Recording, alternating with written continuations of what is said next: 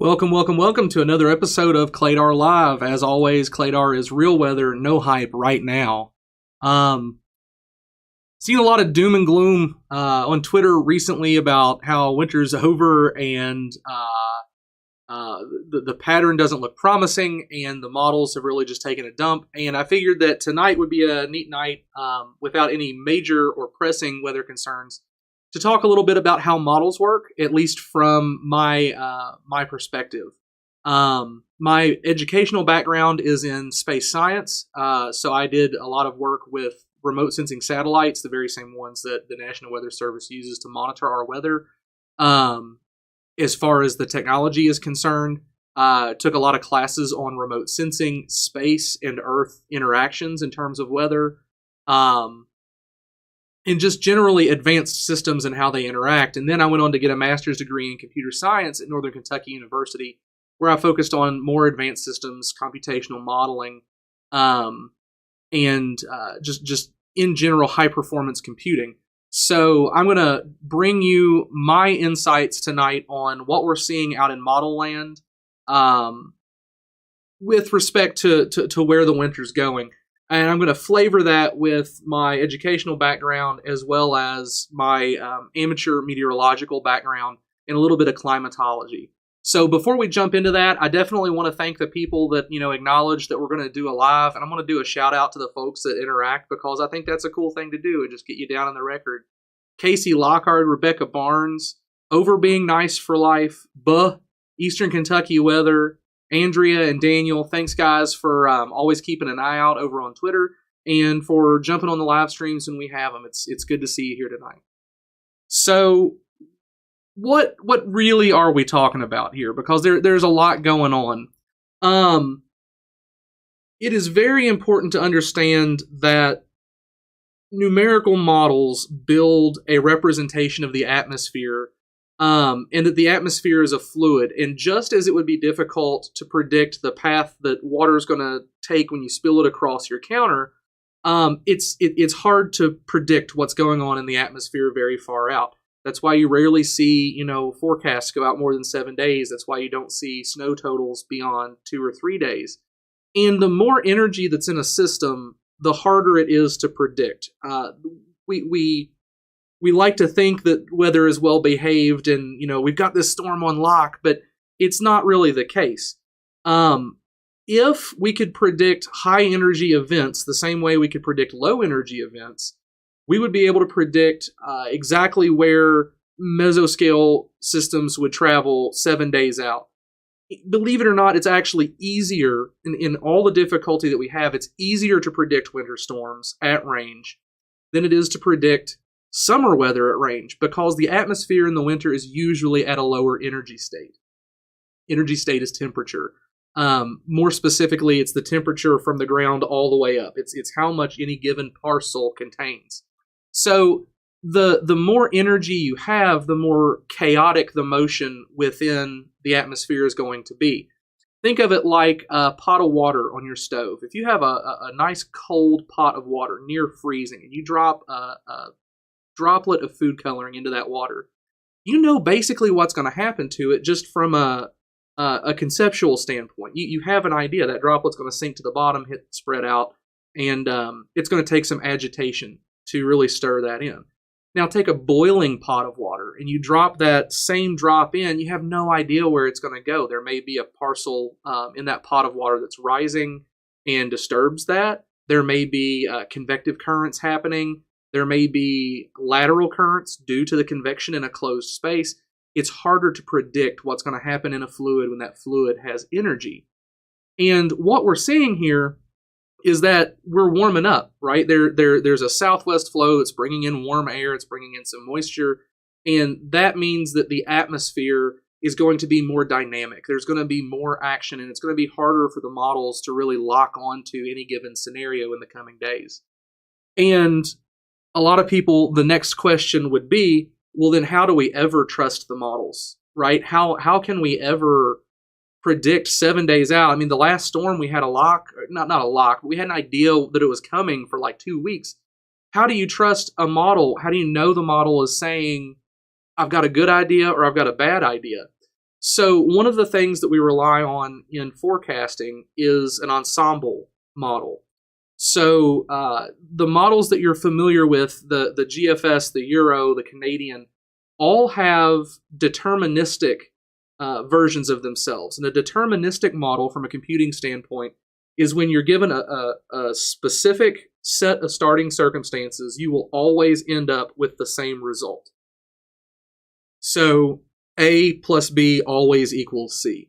An ensemble forecast actually introduces uncertainties into that starting condition.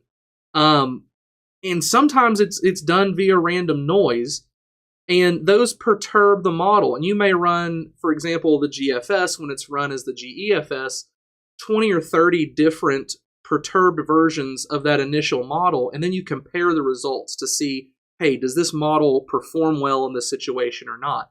The Euro actually does 20. It has there's a control run, which is using the exact same set of perturbations every time, and then there are 50 perturbed runs, and then there's the deterministic run. So when we're able to compare the model to itself, we can get a measure of how comfortable the model is with the situation that it's modeling. Why is that important, and what are we looking at here? What we're looking at here is a tool called a spaghetti plot, and you'll see very shortly why it's called a spaghetti plot. But it picks something, it identifies a value that is output by the model in every perturbed version and plots them all simultaneously on top of each other. And what we're looking at here are lines of geopotential height. It's lines of constant pressure in the atmosphere, but it'll really help us see the ups and downs of the northern jet stream, which is usually somewhere within a few hundred miles of that 5520 line. And it'll help us see how well the models agree with themselves. And what you'll notice is that over time, these models diverge sharply. And I'm gonna advance this forward in time. I'm going to tell you when I personally become uncomfortable following the models. And this will answer your question, why are none of the models showing anything wintry right now? Keep in mind, I've not looked at the 18 Zulu runs yet. Those are just coming in. We're going to take a peek at those toward the end of this video. So this is the 12 Zulu run. As we begin stepping out in time, you begin to see the uncertainty within the ensemble spread. And I want to point out something that's very interesting here. The purple line is the deterministic line, right? The blue line is a set of each one of the ensemble members, and already, even at baseline, there's some disagreement with how the jet stream, how that northern end of the atmosphere is behaving. As we move forward in time, you'll begin to see the ensemble members spread, and that means that they're beginning to disagree with each other and where this line is placed. For reference, we would expect northern track storms to roughly follow this line. So as we move out to about 120 hours, you're seeing a fairly significant spread in the main members, and you're beginning to see some outliers. And at that point, you have to start questioning how is the model handling the solutions that it's seeing. Another important feature that you can't actually see right now because it's down below my picture is what we would consider some of the more static features down in the Southern Pacific and out over the Caribbean. Again, the lines are spreading. They're really not handling the situation well, even at 120 hours out.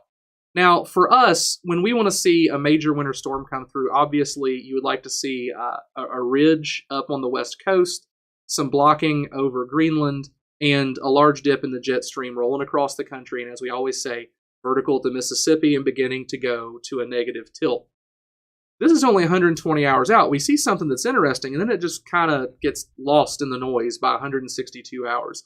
That's a sign that there are significant variations in the potential track of any storm that would come out of the plains at even 162 hours.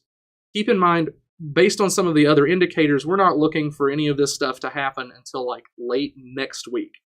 So right now, we're out to Wednesday, and the models are just trashed already. It's just garbage on the models. And you can see as we progress forward in time, the uncertainty, it's a mess. You can't even figure out which line is which, where anything's going. This is half of the maximum length of this model run. There is no solution, right? When the ensembles disagree this strongly, you can see the black dotted line is the ensemble mean, the blue lines are each one of the ensemble runs, the purple line is the deterministic run. None of them have anything to do with each other at even, like next Friday. You cannot just look at a model in this situation, especially a deterministic model, and assume that what it is showing you is reality.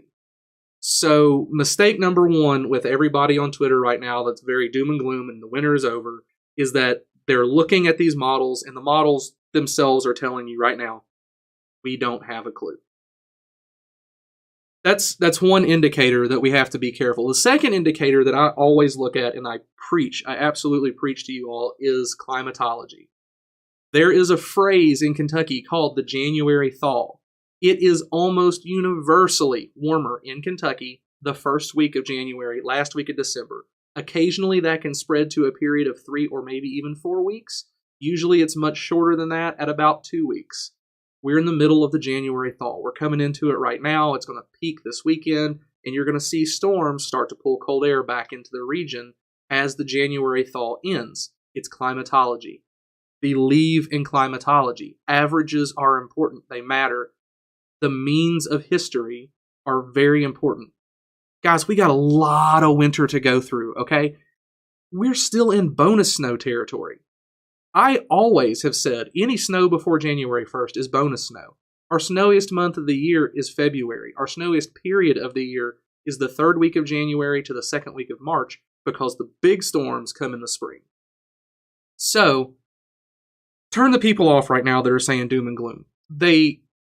They're looking at a model run that's showing it's going to be 60 or 70 degrees here this weekend and saying, oh, we're done, and that just doesn't make sense, okay? So we're going to move to another tool now that we often look at, and you all saw in the last storm, I harped on Bernie Rayno. Bernie Rayno is one of the best winter meteorologists in the country. He is a chief at AccuWeather for a reason. The man knows his stuff. I'm going to preach someone else's gospel now, and that is the venerable Kentucky weather himself, Chris Bailey.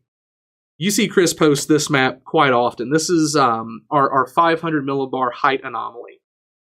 And one of the important things to realize when you're looking at an anomaly chart is that it's looking for things that go against the climatological mean. So, if you're looking at an anomaly chart and it's saying the anomaly is 10 degrees below average in August, and it's showing some deep blue, that's not really that impressive, because that's going from like a 65 degree low temperature to a 55 degree low temperature. Who cares? When they're saying it's going to be a 10 degree below average the first week or second week of January, we suddenly start paying more attention, because that takes you from like 30 degrees to 20 degrees, and now you go from a storm being on the edge to being right in the middle of it. I'm not saying that I see a storm, but what I am saying is when we look at the height anomalies, there are some things that are very interesting. You know that one of my processes when I look for storms is the very first thing I look at is that 500 millibar vortice map to see where the energy is, what the jet stream's doing, and where things are moving to get an idea. This is a slightly different way to look at that map. It's showing you where these lines of equal pressure are in relation to their climatological mean. So when you see a deep red over an area like this, it's not saying that that's necessarily high. It's saying it's high for this time period in relation to historical averages. It's an anomaly. So what we're looking for are anomalies. This is how you pick out big storms. This map could show us in a terrible situation just by looking at it on the surface for snow, but if you're in the snowiest month of the year, it's not saying that you're not going to get any snow, it's just saying that nothing's going to be anomalously big. This map is how we see big changes early, and the bigger the change, the easier it is for the models to lock in on, So it's a pretty cool tool to look at when the models aren't really showing that much. So I'm going to start rolling it forward in time. And what we're looking for is ridging to go up on the Pacific coast, somewhere out here around Alaska. And we're looking for a block to develop somewhere over like the far northeast up toward Greenland. And what that does is these lines are connected, right? It's like a line of magnetic flux or any sort of isobar that you're used to seeing. In the analogy that we use is cracking a whip. So if one side goes up and the other side goes up, the middle has to go down. If the middle goes up, the two sides go down. So what we want to see is we want to see ridging on the west coast to push it up. We want to see ridging on the east coast to push it up. And that'll create a depression in the middle of the country. Usually that's where our lows are going to form and our storms are going to really like bomb out. So we're looking for red on the left coast, red on the right coast, and blue rotating somewhere down the middle. Now, usually I would be very interested in a signal where you've got a major depression forming over the southwest, because that means there's southern energy involved. However, at this time, the ridging is not really in the right place. You don't have any blocking established, so a lot of this stuff is just transitory. It's going to keep rotating around the pole and not do much. And this is getting into that time frame where the GFS kind of fell apart at about 120, 140 hours. At this point, you'll notice things quit being quite so dramatic, right? Like this is way into the purple and this is way into the orange. But as time goes on, the stuff that's moving across the middle of the country is not quite so well defined. And again, that's because the model is having a hard time figuring out where it wants to place any pocket of energy, any parcel of air in particular. There is some interesting stuff to see here, like this area of troughing developing right over the state of Kentucky. This is 288 hours out. It's a little bit farther than I would look. Toward the end of next week, we're not really seeing a lot. What I do see on this model, and I'm going to pull it into 120 hours because that's the farthest that I really trust the GFS at this point based on the ensembles, is that there is a massive amount of energy digging in on the west coast. So we see, let me get the teleprompter up here. We see a lot of energy. If I can make it big enough to see. We see a lot of energy digging in, and we have a lot of ridging here that has the potential to lift out and kind of set up a block across the north. In fact, we've actually got two lobes here, right? And they're connected via a bridge. One of the things that we want to see is a lobe over Greenland and a lobe dropping into Alaska with them connected across the top. And this is the right morphology for that.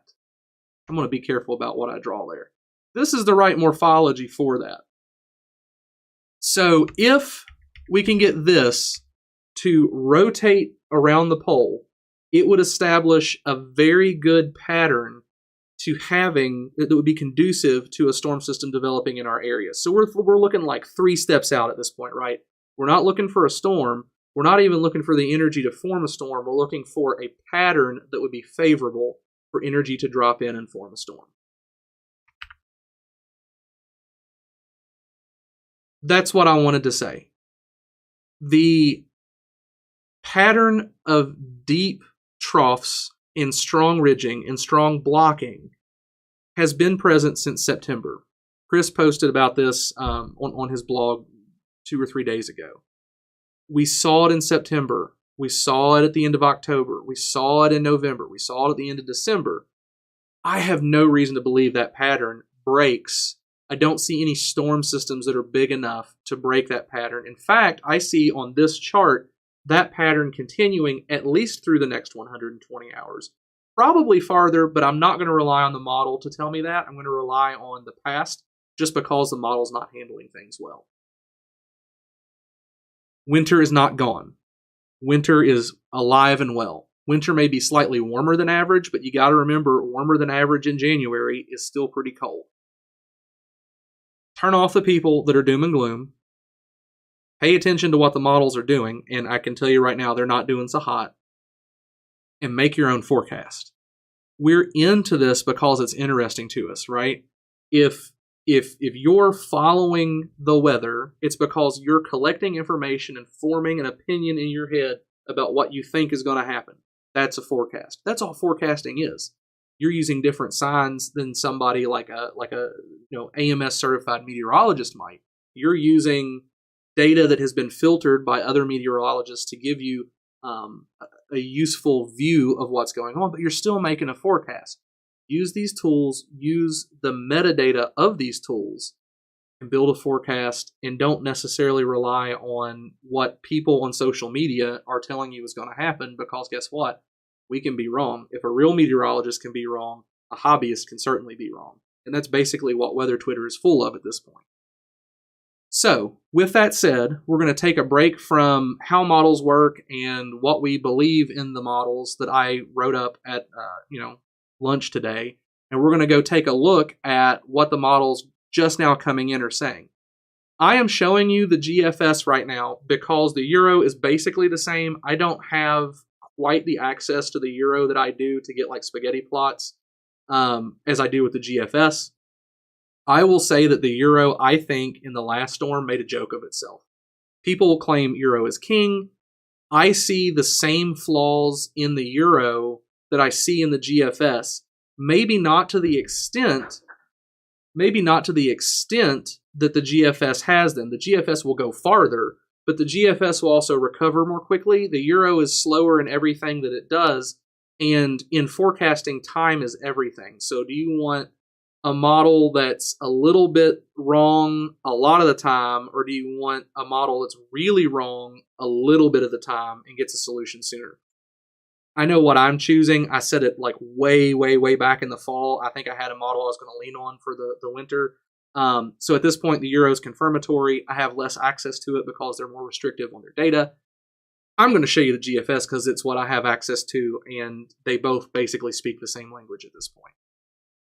So we're going to hop back over to the DuPage website, and we're going to give a quick look and see what the GFS has come in with. We've got... We'll move over to the evening run. Looks like the evening run is complete, and we'll roll it back and start stepping it forward. This is Claydar Live Reacts, so I don't really know what we're going to see here, other than getting some information that's fresh off the presses. So you can see we have troughs that are coming across the country. They're really not in good positions. The energy's moving around the base of them well before it gets to us. That's our rainstorms that are coming this weekend. There's not a lot going on very far in the northern stream. This is interesting. This is like next Wednesday. This could be rather intense thunderstorms, actually, because you'll have a cold front. There should be a low... like